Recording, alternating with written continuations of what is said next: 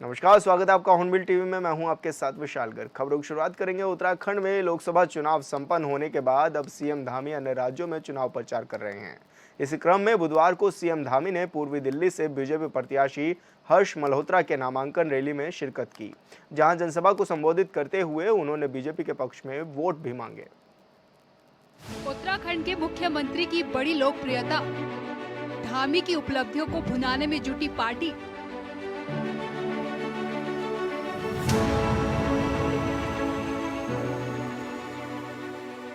उत्तराखंड के मुख्यमंत्री पुष्कर सिंह धामी की लोकप्रियता देश भर में तेजी से बढ़ती जा रही है। यही वजह है कि उत्तराखंड की 5 सीटों पर वोटिंग खत्म होने के बाद सीएम धामी लगातार दूसरे प्रदेशों में जाकर पार्टी उम्मीदवारों के लिए रोड शो कर रहे हैं और जनसभा को संबोधित कर केंद्र सरकार के साथ ही उत्तराखंड सरकार की बड़ी उपलब्धियों का जिक्र कर रहे हैं। भाइयों बहनों, आज मैं आप सबकी ये ऊर्जा देखकर मैं रास्ते से आ रहा था। जिस प्रकार से जैसे ही गाड़ी रुक रही थी, लोग मुझे देख रहे थे और उनके अंदर से जय श्री राम का उद्घोष हो रहा था। तो मैं कह सकता हूं, मेरे मन में 1% का भी संदेह नहीं बचा कि हर्ष मल्होत्रा जी को आप सब लोग दिल्ली के इस पूर्वी लोकसभा से भारी बहुमत से जिताकर संसद में भेजने वाले हैं, मोदी जी के हाथों को मजबूत करने वाले हैं। दूसरे प्रदेशों में सीएम धामी कर रहे चुनाव प्रचार। मुख्यमंत्री धामी की लोकप्रियता को भुना रही बीजेपी। उत्तर प्रदेश के बाद पश्चिम बंगाल और पूर्वी दिल्ली से बीजेपी के लोकसभा प्रत्याशी हर्ष मल्होत्रा के समर्थन में उन्होंने भव्य रोड शो किया और उसके बाद जनसभा को संबोधित करते हुए पार्टी की उपलब्धियां गिनाई, साथ ही पार्टी प्रत्याशी को वोट देने की अपील की और विरोधी पार्टियों को भी निशाने पर लिया। भाइयों बहनों, मैं बाबा बद्री विशाल, बाबा केदार की पावन भूमि और माँ गंगा और यमुना की उद्गम स्थली देवभूमि उत्तराखंड से आप सबके बीच में आज इनके लिए, हर्ष जी के लिए आप सबका समर्थन मांगने आया हूं। और पूर्वी दिल्ली लगातार भारतीय जनता पार्टी का जनसंघ के जमाने से गढ़ रहा है।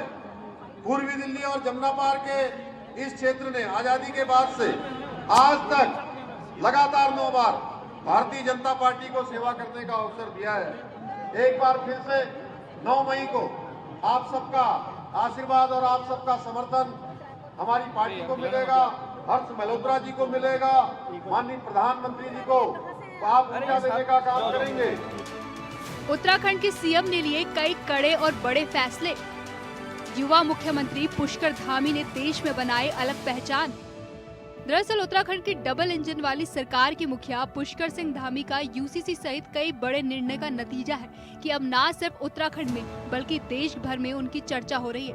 देवभूमि के सीएम बनने के बाद पुष्कर सिंह धामी ने दंगा विरोधी यूसीसी, सख्त नकल विरोधी कानून सहित कई बड़े निर्णय लिए, जिसकी चर्चा दूसरे प्रदेशों में भी हो रही है। मुख्यमंत्री की लोकप्रियता को देखते हुए पार्टी ने उन्हें स्टार प्रचारकों की सूची में शामिल किया और अब सीएम धामी दूसरे प्रदेश में जाकर पार्टी प्रत्याशी के लिए रोड शो कर रहे हैं, तो कभी चुनावी सभा को संबोधित कर विरोधियों पर सियासी हमला बोल रहे हैं। भारत की अर्थव्यवस्था को विश्व की 5वीं सबसे बड़ी अर्थव्यवस्था बनाना हो, या चंद्रयान 3 की सफलता हो, या आदित्ययान का सफल परीक्षण हो, या हम सब ने देखा कि कोरोना महामारी, जिस महामारी में पूरी दुनिया के देश अव्यवस्थित हो गए, उनकी अर्थव्यवस्थाएं चरमरा गई। इसमें भी दुनिया का सबसे बड़ा वैक्सीनेशन का काम पूरे देश के अंदर चलाने का काम हमारे प्रधानमंत्री मोदी जी के नेतृत्व में हुआ है। आज पूरा विश्व मोदी जी की जो नेतृत्व क्षमता है, जो प्रतिभा है, जो भारत का डंका बज रहा है, भारत का मान सम्मान पूरी दुनिया के अंदर बढ़ रहा है, वो किसी से छुपा हुआ नहीं है। भाइयों बहनों, हम सब गौरवान्वित हैं कि आज भारत विश्व का सिरमौर बनने की दिशा में आगे बढ़ रहा है। उत्तर से लेकर दक्षिण तक हुई जनसभाओं में दिखी लोकप्रियता की झलक। उत्तराखंड की 5 लोकसभा सीटों पर वोटिंग खत्म होने के बाद पार्टी ने प्रदेश के सीएम पुष्कर सिंह धामी को अलग अलग प्रदेशों में चुनाव प्रचार की जिम्मेदारी दी है। लिहाजा मुख्यमंत्री धामी इन दिनों चुनाव प्रचार में व्यस्त हैं। अगले एक सप्ताह तक मुख्यमंत्री की अलग अलग प्रदेशों में कई रैलियां होने वाली। इससे पहले मुख्यमंत्री की देश भर में हुई आधा दर्जन चुनावी रैलियों में उमड़ी भारी भीड़ से लोकप्रियता की झलक दिख चुकी है। कि देवभूमि उत्तराखंड, जिसको देश की आजादी के बाद पहला राज्य होने का गौरव प्राप्त हो गया, जहां समान नागरिक संहिता एक विधेयक बन गया भाइयों बहनों, और ये हमारी पार्टी का देश की आजादी से लेकर 1950 से आज तक का संकल्प रहा है कि देश के अंदर श्यामा प्रसाद मुखर्जी जब लाल चौक पर झंडा फहराने गए थे कि एक देश के अंदर एक विधान, एक प्रधान और एक निशान चलना चाहिए, सबके लिए एक समान कानून होना चाहिए। भाइयों बहनों, हम उस दिशा में आगे बढ़ गए हैं जहां देवभूमि उत्तराखंड में समान नागरिक संहिता का विधेयक पारित होकर राष्ट्रपति महोदया की उसमें हमको मंजूरी मिल गई है। वहीं दूसरी तरफ कांग्रेस पार्टी और आप पार्टी और ये घमंडिया गठबंधन के लोग जब अपना घोषणा पत्र जारी करते हैं तो भाइयों बहनों वो कहते हैं कि हम समान नागरिक संहिता को न मानकर मुस्लिम पर्सनल लॉ को मानेंगे।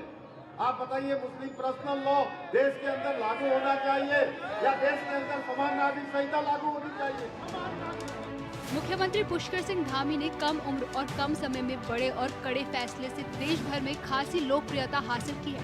खासकर देश में सबसे कठोर नकल विरोधी कानून लागू करने, आजाद भारत के इतिहास में यूसीसी यानी समान नागरिक संहिता जैसे कानून पर निर्णय लेना, लैंड जिहाद, दंगा विरोधी कानून आदि फैसलों से मुख्यमंत्री धामी देश में नजीर पेश कर चुके हैं। यही कारण है कि बीजेपी ने उत्तराखंड राज्य के इतिहास में पहली बार किसी मुख्यमंत्री को देश भर के लिए स्टार प्रचारक बनाकर उनकी लोकप्रियता को भुनाने का निर्णय लिया है। देखिए, उत्तराखंड देवभूमि ऐसी भूमि है जहाँ पर नेतृत्व करने वाला व्यक्ति की सभी राज्यों में प्रशंसा होती है, और पुष्कर सिंह धामी जी ने इस बीच में जो ऐतिहासिक और क्रांतिकारी कार्य किए हैं उसकी गूंज पूरे देश के अंदर है। तो स्वयं की बात है, चाहे समान नागरिक संहिता का विषय हो, चाहे नकल विरोधी अध्यादेश का विषय हो, जबरन जो भू अतिक्रमण हो रहा था उसको रोकने का विषय हो, एक क्रांतिकारी कदम ही है। और इससे प्रेरित होकर देश भर के अनेकों राज्यों के लोग हमारे माननीय मुख्यमंत्री जी को आमंत्रित कर रहे हैं। अनेकों लोकसभाओं के जो प्रत्याशी उनको निमंत्रण मिला है। कल माननीय रक्षा मंत्री राजनाथ सिंह जी के नामांकन का रहना हुआ, डॉक्टर चटर्जी हमारी सह प्रभारी रही हैं, आज उनके नामांकन में है। तो मैं कह सकता हूँ कि पूरे देश के अंदर पुष्कर सिंह धामी जी की डिमांड बढ़ेगी और ये हम सबके लिए गौरव की बात है। राज्य में ताबड़तोड़ चुनावी रैलियां करने के बाद मुख्यमंत्री धामी अब देश भर में बीजेपी के लोकसभा प्रत्याशियों के प्रचार में जुट गए। इसकी शुरुआत दक्षिण भारत के तेलंगाना के निजामाबाद, वारंगल, हैदराबाद से कर चुके हैं। वहां मुख्यमंत्री धामी की रैलियों में उमड़ी भीड़ ने उनकी राष्ट्रीय लोकप्रियता पर मुहर लगा दी। मुख्यमंत्री धामी अपने काम और सरकार में लिए गए बड़े फैसलों से प्रधानमंत्री नरेंद्र मोदी और गृह मंत्री अमित शाह एवं राष्ट्रीय अध्यक्ष जेपी नड्डा के युवा पसंदीदा नेताओं की सूची में शिखर बने। ऐसे में भाजपा ने उनको देश के बड़े राज्यों में प्रचार की कमान सौंपी। Bureau report, hornbill TV.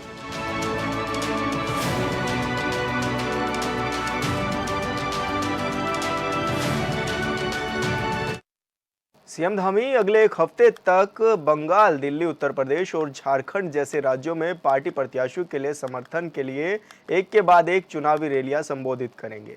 CM Dhami BJP के स्टार प्रचारकों में शामिल हैं, जिस पर बीजेपी प्रदेश अध्यक्ष महेंद्र भट्ट ने कहा कि जिस तरीके से सीएम धामी ने एक के बाद एक कड़े फैसले लिए हैं, उस वजह से उनकी लोकप्रियता लगातार बढ़ती जा रही है।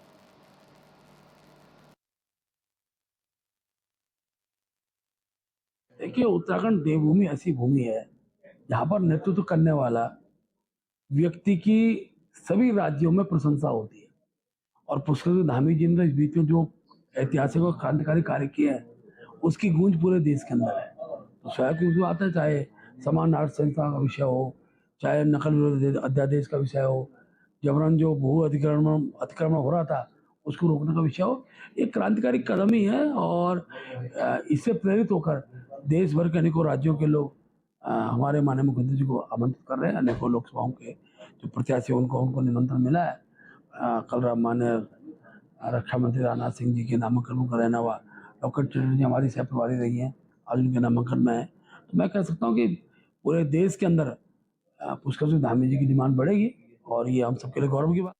अग्निशमन विभाग वाहनों और संसाधनों की कमी की वजह से काम करने के लिए मजबूर है। अभी विभाग के पास 28 होम टेंडर और 70 वाटर टैंक उपलब्ध हैं, लेकिन कई वाहन 15 साल से भी ज़्यादा पुराने हो गए हैं, जिसमें फोम और पानी वाले फायर टैंकर की 98 गाड़ियां भी शामिल हैं। बता दें कि 15 साल पुराने वाहनों को दौड़ा रहे फायर कर्मी केंद्र सरकार के नियम अनुसार 15 साल की मियाद पूरी कर चुके हैं।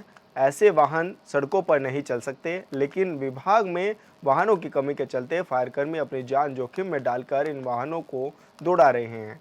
वहीं वाहनों की स्थिति को देखते हुए आरटीओ ने भी आगे रजिस्ट्रेशन करने से हाथ खड़े कर दिए हैं। तो हर स्टेशन पे जो है हमने ये कोशिश करते हैं कि भाई एक वाटर टेंडर दे दिया जाए, एक होम टेंडर दे दिया जाए, एक रेस्क्यू टेंडर दे दिया जाए इमरजेंसी के लिए। बड़े स्टेशन हैं वहाँ पे इस चीज़ को डबल कर दिया जाता है। बट उसमें विडंबना ये है कि क्योंकि अब कुछ हमारे 45 के करीब ऐसे फायर टेंडर्स हैं जो 15 साल की जो है मियाद पूरी कर चुके हैं, उनकी समयावधि पूर्ण हो चुकी है। अब उसको रिप्लेसमेंट करने की नीड है।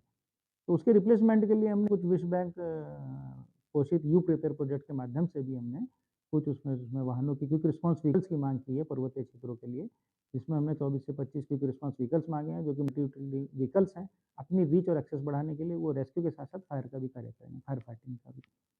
और रिप्लेसमेंट के लिए हमने इसमें भारत सरकार को भी जो है इसमें 15 फाइनेंस कमीशन में होम टेंडर वाटर टेंडर की मांग करी है। सीएम पुष्कर सिंह धामी इन दिनों कई प्रदेशों के दौरे पर हैं और बीजेपी प्रत्याशियों के लिए चुनाव प्रचार कर रहे हैं। अलग अलग राज्यों में बीजेपी के दिग्गज नेताओं की भी ड्यूटी लगा दी गई है और बीजेपी का प्रदेश का आगामी निकाय चुनाव को लेकर क्या प्लान है, इसी को लेकर हॉर्नबिल टीवी ने खास बातचीत की प्रदेश महामंत्री आदित्य कोठारी से। प्रदेश महामंत्री आदित्य कोठारी जी इस वक्त हमारे साथ मौजूद हैं। सर, सबसे पहले आपसे जानना चाहेंगे कि लोकसभा चुनाव हो चुके हैं उत्तराखंड में, अब किस तरह का रिस्पॉन्स आप देख रहे हैं, क्योंकि 4 जून को नतीजे भी आने वाले हैं। भारतीय जनता पार्टी उत्तराखंड की 5 सीटों पर भारी बहुमत के साथ में जीत रही है और उत्तराखंड की जनता ने पूरा भरपूर स्नेह भारतीय जनता पार्टी को आदरणीय नरेंद्र मोदी जी को दिया है और निश्चित रूप से 4 जून को परिणाम सबके सामने आएंगे और हम आशातीत सफलता हमको मिलेगी। अच्छा सर, इसके साथ ही आप अन्य राज्यों में भी लगातार दौरे कर रहे हैं, अलग अलग टीमों को आप लोगों ने भेज दिया है, उत्तराखंड से भी तमाम स्टार प्रचारक जा रहे हैं। किन किन की कहाँ कहाँ पर ड्यूटी लगाई गई है, किस मोर्चों को ज़्यादा जिम्मेदारियाँ दी गई हैं? उत्तराखंड का चुनाव पहले चरण में निपटने के बाद उत्तराखंड में जो वरिष्ठ नेता हैं जिनको चुनाव लड़ाने का अच्छा अनुभव है, ऐसे हमारे बहुत सारे नेता दूसरे प्रदेशों में चुनाव लड़ाने के लिए जा रहे हैं। हिमाचल प्रदेश के 3 लोकसभाओं में मंडी, हमीरपुर और शिमला, इन तीनों लोकसभाओं में हमारे 70 से अधिक नेता वहाँ चुनाव लड़ाने के लिए गए हुए हैं। हमारे केंद्र सरकार में मंत्री और सांसद श्री अजय टम्टा जी और वर्तमान में जो केंद्रीय रक्षा राज्य मंत्री श्री अजय भट्ट जी, हमारे प्रदेश के महामंत्री संगठन श्री अजय जी, ये सभी लोग लगभग 70 से ज़्यादा नेताओं के साथ में हिमाचल में लोकसभा चुनाव लड़ाने में लगे हुए हैं। इसी के साथ में हमारे कैबिनेट मंत्री डॉक्टर धन सिंह रावत जी भी हिमाचल प्रदेश के चुनाव में लगे हैं। इसके अलावा अभी दिल्ली से भी जो है डिमांड आई है, वहाँ भी कुछ नेताओं की टीम हम भेज रहे हैं। महिला मोर्चे की टीम भी कुछ प्रदेशों में चुनाव लड़ाने के लिए जा रही है। अच्छा भाई साहब, लगातार मुख्यमंत्री पुष्कर सिंह धामी की भी डिमांड जो है वो तेजी से बढ़ी हुई है, लगातार आ रही है और साफ तौर पर ये देखा भी जा रहा है कि अलग अलग राज्यों में वो जा रहे हैं, ताबड़तोड़ रैलियां करते हुए नजर आ रहे हैं। मुख्यमंत्री पुष्कर सिंह धामी जी ने जिस तरह से उत्तराखंड में विकास की योजनाओं को अंजाम दिया है, यूसीसी को देश भर का पहला राज्य उत्तराखंड बना है जहां uniform civil code bill pass हुआ है और लोकसभा की आचार संहिता खत्म होने के बाद उत्तराखंड में लागू हो जाएगा। इसी के साथ में नकल विरोधी कड़ा अध्यादेश उत्तराखंड में पारित हुआ है और उस अध्यादेश के पारित होने के बाद यहाँ प्रतियोगी परीक्षाओं में शामिल होने वाले परीक्षार्थी जो मेहनती हैं, योग्य हैं, वो निकल रहे हैं परीक्षाओं में और इस कानून का अनुसरण कई अन्य राज्यों में भी करने की बात हो रही है। इसी के साथ में उत्तराखंड में कठोर धर्मांतरण विरोधी कानून भी लागू हुआ है। यहाँ पर सड़कों को जाल बिछा है, स्वास्थ्य की सुविधाएं बढ़ी हैं, शिक्षा के क्षेत्र में हमने बहुत प्रगति की है। इन सभी चीज़ों को देख करके हमारे मुख्यमंत्री आदरणीय पुष्कर सिंह धामी जी महाराष्ट्र में, उत्तर प्रदेश में, पश्चिमी बंगाल में दिल्ली में, कई राज्यों में चुनावी जनसभाएं कर रहे हैं। उनकी डिमांड लगातार बढ़ती जा रही है और हमारा अंतिम चरण का चुनाव 1 जून तक वे लगातार चुनाव प्रचार में रहेंगे। अच्छा सर, प्रधानमंत्री जी का एक बयान भी आया था राजस्थान से, जिसमें उन्होंने कहा था कि अगर कांग्रेस की सरकार आई तो मंगलसूत्र तक छीन लेंगे। तो उस बयान को लेकर के लगातार कांग्रेस भी हमलावर है। वो कहते हैं कि हमारे मैनिफेस्टो में ऐसा कुछ नहीं है। तो आप इसको किस रूप में देख रहे हैं? उनके मैनिफेस्टो में है और उनके नेता भी लगातार अपने भाषणों में इस बात को कह रहे हैं कि हम सभी का एक्सरे करवाएंगे। एक्सरे का मतलब भी यही होता है कि प्रत्येक चीज़ की छानबीन पूरी पड़ताल कराएंगे। सैम पित्रोदा ने भी ये बात कही है कि संपत्ति जब व्यक्ति की मृत्यु होगी तो उसके पश्चात संपत्ति कर की उन्होंने बात कही है कि ये पहले हमारे देश में था और इसको लागू किया जाना चाहिए। तो कांग्रेस के नेता लगातार इस बात को कह रहे हैं और देश के पूर्व प्रधानमंत्री डॉक्टर मनमोहन सिंह जी ने भी इस बात को कहा कि देश की संपत्ति पर, यहाँ के संसाधनों पर पहला अधिकार अल्पसंख्यकों का है और अल्पसंख्यकों में भी मुसलमानों का है। और इस बात को उन्होंने कई बार इसको दोहराया भी, उन्होंने अपने संकल्प को दोहराया। तो मैं समझता हूँ कि कांग्रेस की यह सभी देश की जनता को पूरी तरह से भलीभांति पता है और निश्चित रूप से अगर वो सत्ता में अगर आए, वैसे आने की कोई संभावना नहीं है, लेकिन उन्होंने अपना मंतव्य, अपना जो है, जो विचार है, वो पूरी जनता के सामने भलीभांति जो है दृष्टिगोचर किया है। अच्छा सर, उत्तराखंड में निकाय चुनाव भी क्योंकि होने हैं, तो निकाय चुनाव के लिए आप लोग कितने तैयार हैं? क्योंकि लोकसभा चुनाव के तो मतदान हो चुके हैं, लेकिन अब निकाय चुनाव की जो आप तैयारी करेंगे, उसके लिए आप कितना तैयार हैं? भारतीय जनता पार्टी पूरी तैयारी में है। वो हमारे एक्ट में है कि 6 महीने से अधिक प्रशासक नहीं बैठ सकते हैं। प्रशासकों का कार्यकाल भी जल्दी पूरा हो रहा है। तो सरकार की तरफ से भी तैयारी है और संगठन की तरफ से भी पूरी तैयारी है। अभी मतदाता सूची में नाम नहीं चढ़े थे, बहुत सारी जगह से शिकायतें आ रही थी पूरे प्रदेश भर से। भारतीय जनता पार्टी का प्रतिनिधिमंडल राज्य चुनाव आयुक्त से मिला और राज्य चुनाव आयुक्त ने सभी जिलाधिकारियों को ये निर्देश दिए हैं कि 1 सप्ताह के भीतर वार्डों में कैंप लगाएं, बीएलओ घर घर में जाएं, स्थलीय सर्वेक्षण कराएं और जो नाम छूटे हुए हैं बड़ी मात्रा में, उनको मतदाता सूची में जोड़ने के लिए उनको सूचीबद्ध करते हुए राज्य चुनाव आयुक्त को अनुमोदन के लिए भेजें। तो यह कार्रवाई यथाशीघ्र प्रारंभ हो रही है और प्रत्येक व्यक्ति का ये अधिकार है कि उसका नाम मतदाता सूची में रहे और उसको मतदान करने का अधिकार प्राप्त हो सके।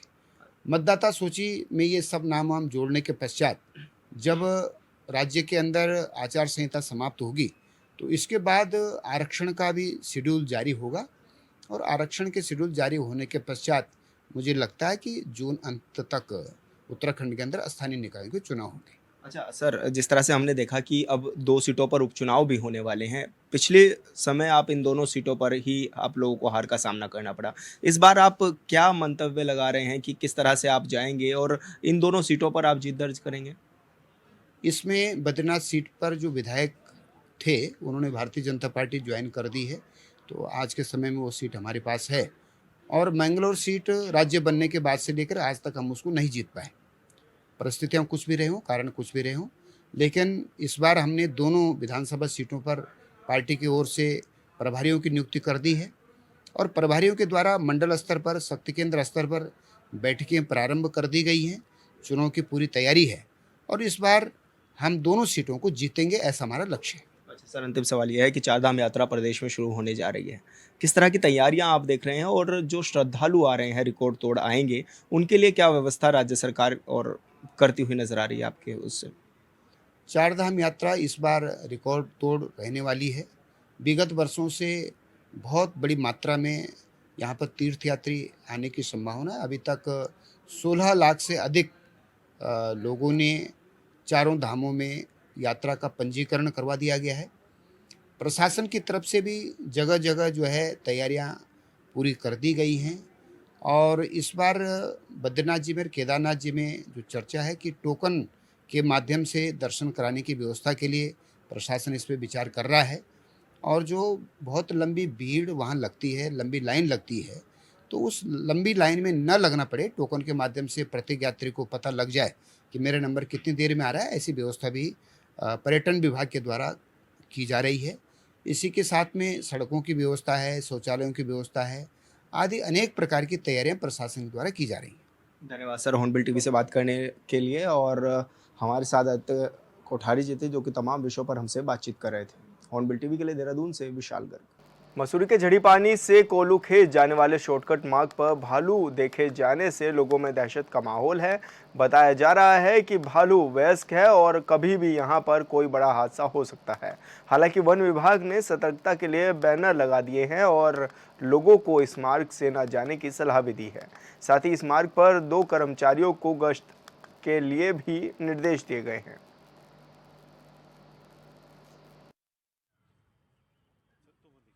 कि कोल्लू खेत में भालू दिखाई दे रहा है, तो हमने सबसे पहले फ्लैक्सी के माध्यम से, प्रचार के माध्यम से वहाँ पे बैनर लगा दिए गए हैं कि जगह जगह लोगों को कि सावधानी रखे, इधर इस इलाके में इस समय भालू घूम रहा है। और अमूमन आजकल बांज के बीज होते हैं तो भालू उनको खाने के लिए आबादी की तरफ आता है, लेकिन अभी उस पर हमारी टीम बराबर निगरानी बनाई हुई है। सर उस पर गश्त भी की जा रही है। मैंने 2 स्टाफ स्पेशल उसी पे निगरानी के लिए रखे गए हैं कि ये किसी पे आक्रमण न करे और इसके कहाँ मूवमेंट हो रहा, तो अभी भी हमारा 2 स्टाफ वहाँ पे लगा।